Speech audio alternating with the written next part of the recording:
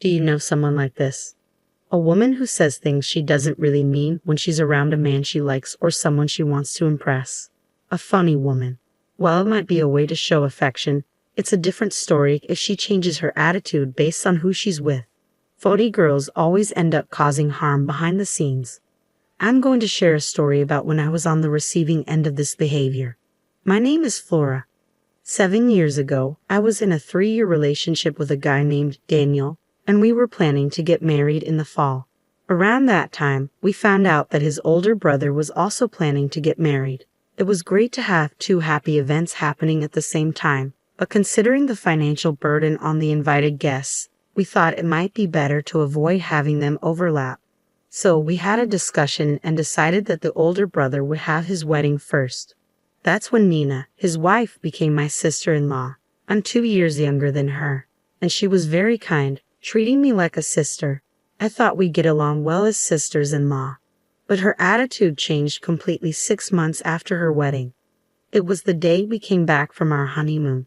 Grandma, Daniel, and Flora are back from their trip, my mother-in-law said loudly.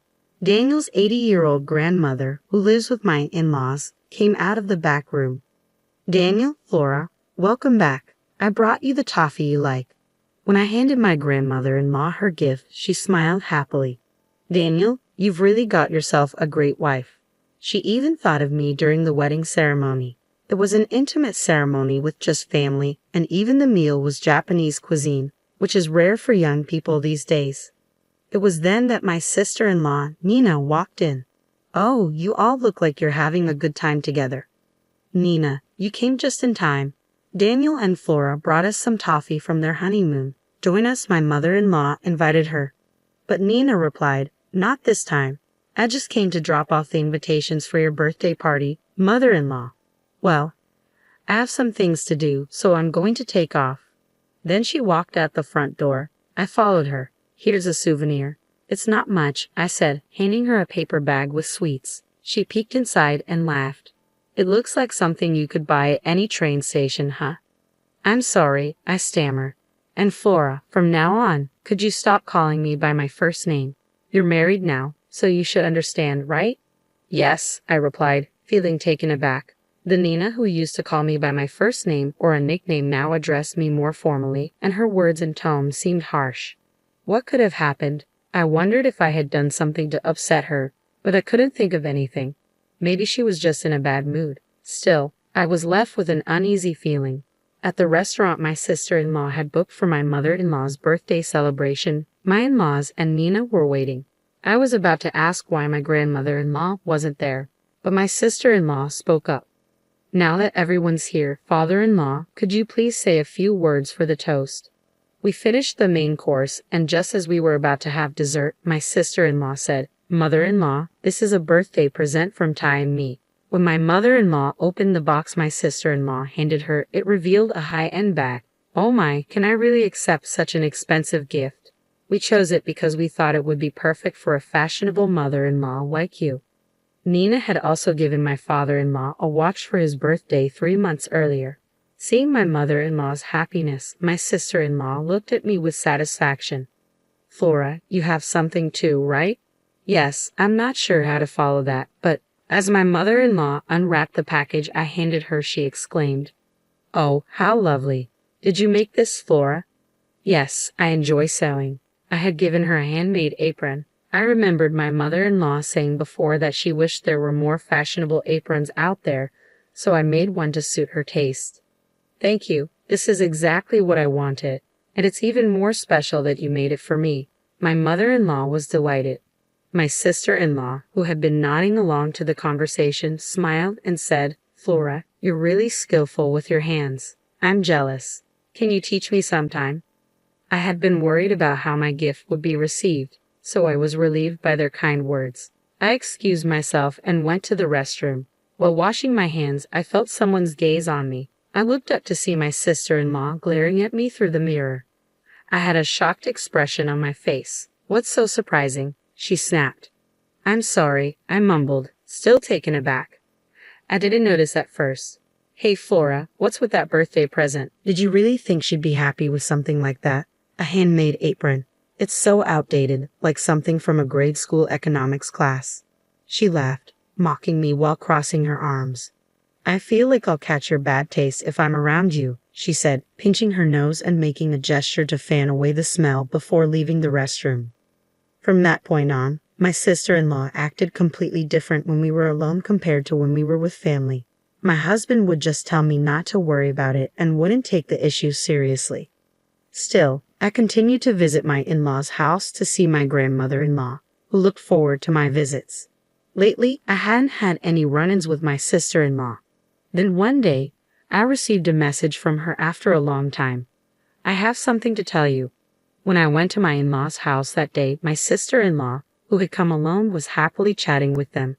Nina is pregnant. It's a boy, my mother-in-law said joyfully.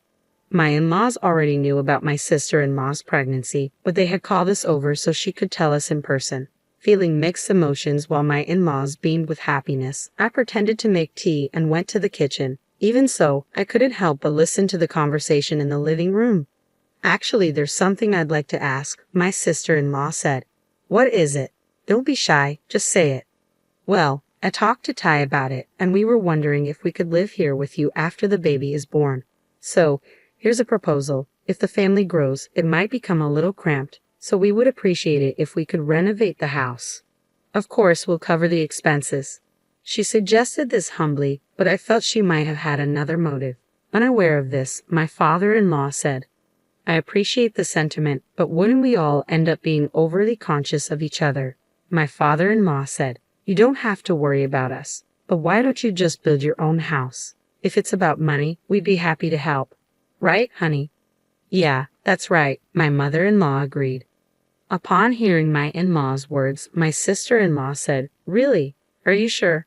That's too bad. I was looking forward to living together. This was probably all part of her plan. My sister-in-law came over to me in the kitchen with a smug look. Did you hear that? My father-in-law is going to give me the money for my own house.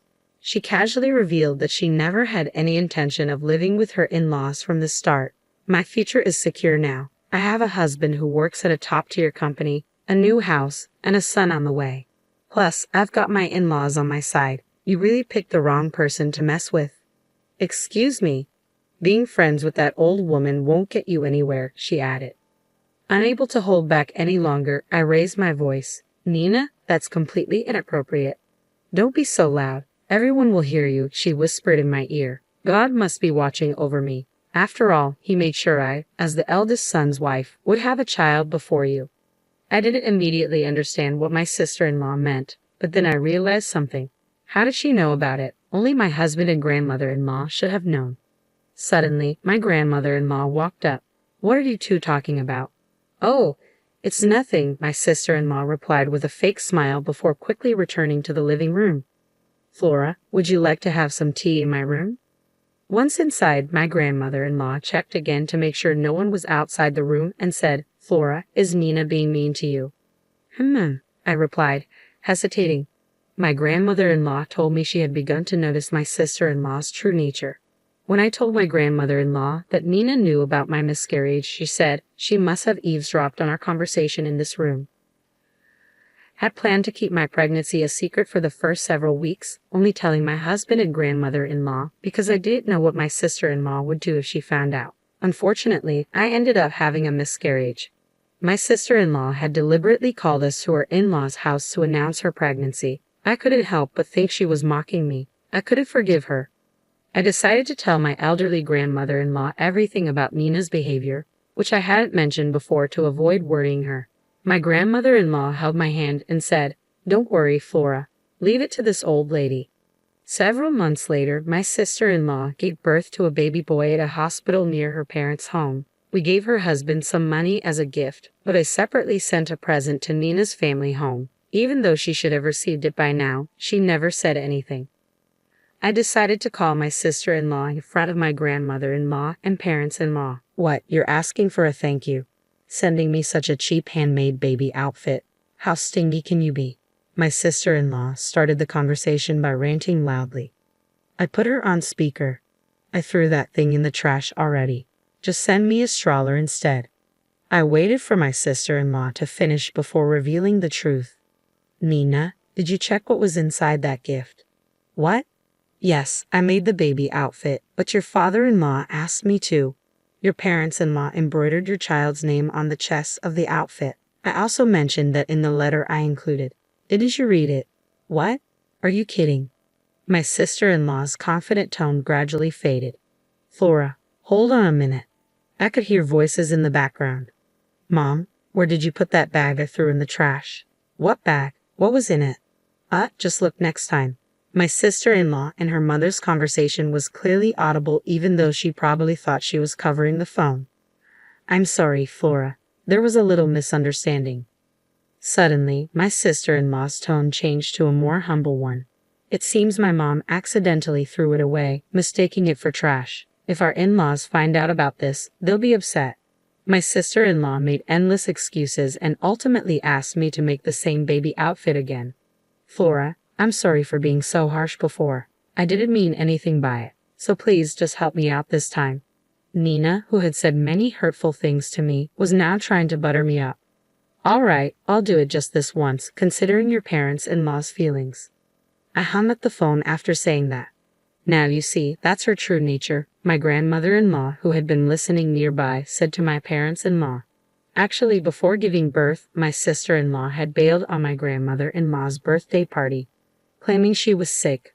My grandmother-in-law had told my parents-in-law and Ty about Nina's true colors. I can't believe Nina would do such a thing, my parents-in-law said, their skepticism dissolving as they listened to the phone conversation. They were dumbfounded, moving beyond anger, knowing that the outfit made with love by the family had been thrown in the trash. The tables had turned. Unaware of the situation, my sister-in-law Nina came to our parents-in-law's house with her husband and their newborn child.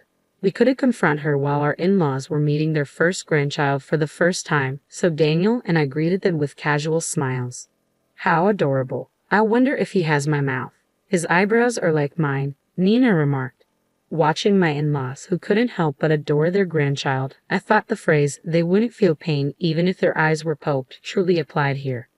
Thank you, everyone, for the lovely baby clothes. See, they fit perfectly, Nina said, wearing a proud expression as she dressed the baby in the clothes I had remade.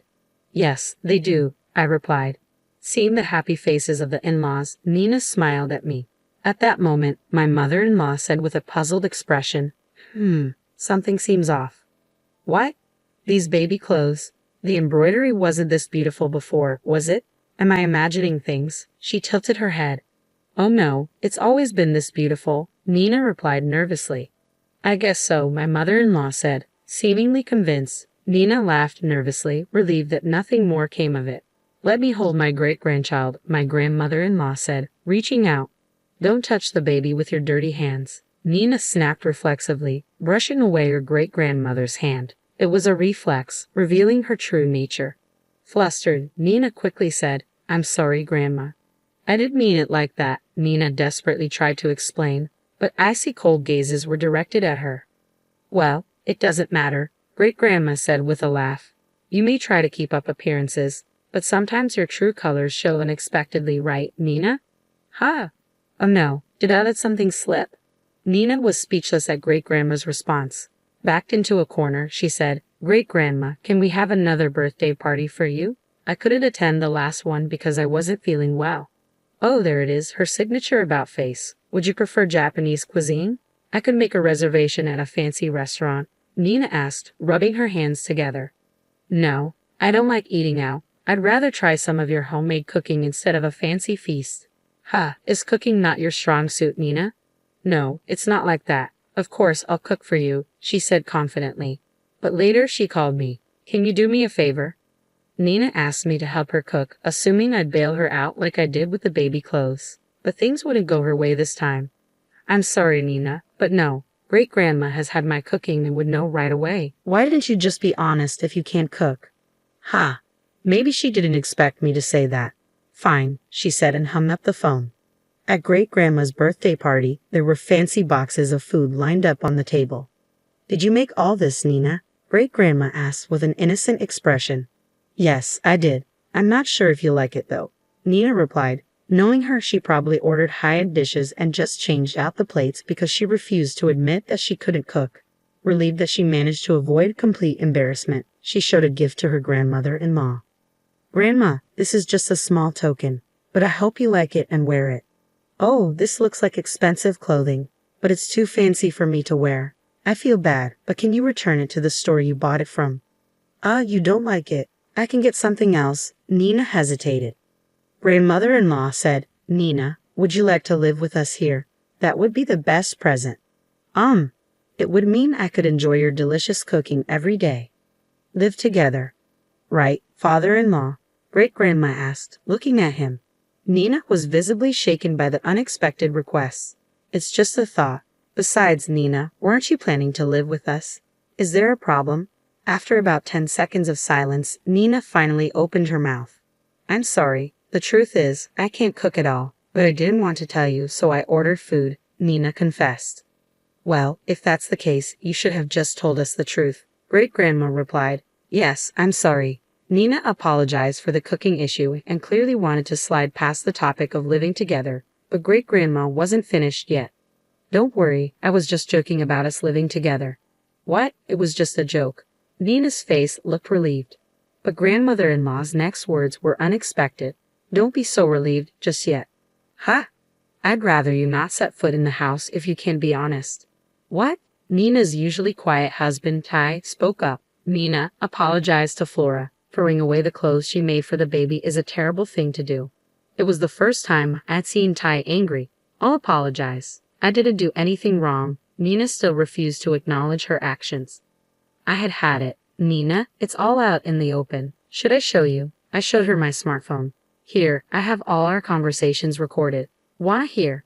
As I tried to press the button on my phone, Nina screamed, "Stop it," and snatched it from my hand. Startled by her loud voice, the baby sleeping in the next room started to cry loudly. "What do you want from me?" Nina's voice trembled. Then, unexpectedly, she started to cry too. Everyone was taken aback. "Nina, cut it out. Aren't you embarrassed, acting like a child? Just get out," Ty said. The room got quiet. Nina had nothing to say. She slightly nodded at me and left the house. The consequences of being two-faced caught up to Nina. Later, Ty told her that he wanted a divorce. Nina had no job or savings. She demanded alimony in exchange for giving him custody of their child. However, Nina's parents were reasonable and apologized for their daughter's actions, offering to pay the alimony themselves.